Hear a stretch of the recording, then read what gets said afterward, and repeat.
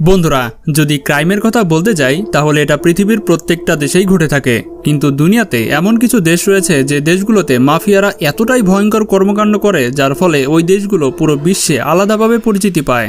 তাই আজকের এই ভিডিওতে আমি আপনাদের পুরো বিশ্বের এমনই কিছু ভয়ঙ্কর কর্মকাণ্ড কারণেওয়ালা মাফিয়াদের সম্পর্কে জানাবো যাদের জন্য ওই দেশের নাম বদনাম হয়েছে। তাই ভিডিওটি সম্পূর্ণ দেখার অনুরোধ রইল, আর এখনও যারা আমাদের চ্যানেলটি সাবস্ক্রাইব করেননি তারা সাবস্ক্রাইব করে ফেলুন। রাশিয়া। বন্ধুরা, এই বিষয়টি হয়তো আপনি জানেন যে রাশিয়া অনেক স্ট্রং, পাওয়ারফুল এবং ডেভেলপমেন্ট একটা কান্ট্রি। কিন্তু আপনি কি জানেন ক্রাইমের দিক দিয়ে এই দেশটি পৃথিবীর কত নম্বরে রয়েছে? আপনি জেনে অবাক হবেন, রাশিয়া ক্রিমিনালিজমের জন্য বর্তমানে পৃথিবীর ৪র্থ অবস্থানে রয়েছে। আর এর পেছনের মূল কারণ হলো এখানকার মাফিয়ারা টাকার জন্য যে কোনো কাজ করতে পারে, সেটা যদি হয় কারো মৃত্যুদণ্ড সেটাও। রাশিয়ান মাফিয়াদের দুনিয়ার অন্যতম ডেঞ্জারাস মাফিয়া মনে করা হয়। আর রাশিয়ান মাফিয়ারা সাধারণত ইউরোপের ভেতরে সবচেয়ে বেশি ক্রাইম করে। আর আপনি হয়তো প্রথমবার জানবেন যে রাশিয়ান মাফিয়াদের সংখ্যা প্রায় 2,50,000-এরও অধিক, যারা 50-এর থেকে অধিক দেশে ক্রিমিনাল অ্যাক্টিভিটিসের জন্য বিভিন্ন সরঞ্জাম সরবরাহ করে। এদের মেইন বিজনেস হিউম্যান ট্রাফিকিং হয়ে থাকে। এগুলো ছাড়াও তারা অনেক জঘন্য কিছু ক্রাইম করে থাকে, যেমন ড্রাগ ট্রাফিকিং, মার্ডার, রবারি, এমন অনেক ক্রাইম।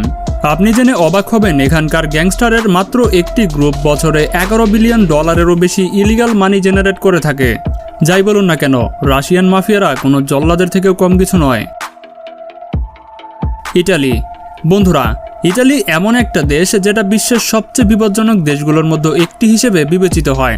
সহজ কথায় এটাও বলা যায় যে দুনিয়ার সবচেয়ে বড় ক্রিমিনালিজম স্কিলস অর্গানাইজেশনে ইতালির নাম সর্বপ্রথম আসে। ইটালিয়ান মাফিয়াদের দুনিয়ার সবচেয়ে ভয়ঙ্কর ক্রিমিনালগুলোর মধ্যে অন্যতম মনে করা হয়। এসব মাফিয়ারা শুধুমাত্র ইটালিতেই নয়, ইন্টারন্যাশনাল লেভেলেও হাজার হাজার ক্রাইম করে অনেক বেশি পরিচিতি লাভ করেছে। এদের ক্রিমিনাল এরিয়াগুলোর মধ্যে কোস্টা নোসা, কামোরা এবং কলম্বিয়ার কিছু অঞ্চল অন্তর্ভুক্ত।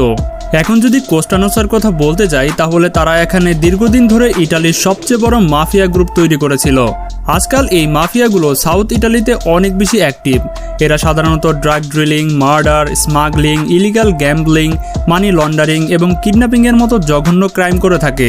এরকম ক্রাইম তারা প্রতিনিয়তই করে আসছে, আর ইটালির গভর্নমেন্ট যেন তাদের বিরুদ্ধে কোনো ব্যবস্থাই নিতে পারছে না। আপনি জেনে অবাক হবেন এই ইতালির গ্যাংস্টারেরা $13 বিলিয়ন অধিক টাকা জেনারেট করে প্রতি বছর। সত্যি এদের মতো মাফিয়া হয়তো দুনিয়ায় আর কোথাও দেখতে পাবেন না। তুর্কি। বন্ধুরা, এখন যদি তুর্কির কথা বলতে যাই তাহলে এই দেশ অনেক পাওয়ারফুল এবং স্ট্রংগেস্ট দেশগুলোর মধ্যে অন্যতম। কিন্তু আপনি কি জানেন এই দেশগুলো শুধুমাত্র স্ট্রংগেস্ট দেশই না, পাশাপাশি মাফিয়াদের অ্যাক্টিভিটির জন্য অন্যতম পরিচিত। তুর্কির মাফিয়াদেরও অনেক পাওয়ারফুল মাফিয়া